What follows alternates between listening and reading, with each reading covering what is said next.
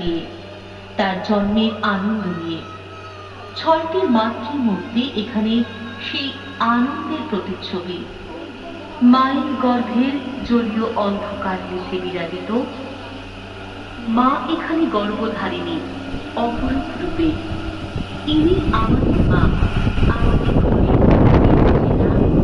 আদরের মা। মণ্ডপের তৃতীয় অংশে দেখানো হয়েছে মা তার শরীরের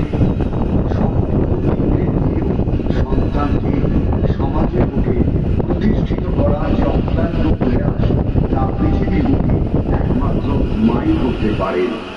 এই অংশে সেটি বিভিন্ন আঙ্গিকে অঙ্কনের মাধ্যমে প্রস্ফুটিত করা হয়েছে। চতুর্থ অংশে দাঁড়িয়ে আছেন আমাদের মা, দাঁড়িয়ে আছেন বন্দি দশায়, দাঁড়িয়ে আছেন গারদখানায়, অন্ধকারে, অসহায় একাকিনী। সন্তানের অবহেলা, অপমান, অত্যাচার আর দীর্ঘ নিঃসঙ্গতাকে মেনে নিয়ে তবু বেঁচে আছেন। ওদের ভালো হোক শুধু এই আশীর্বাদটুকুর জন্য। মা মাকড়সা যেমন শব্দ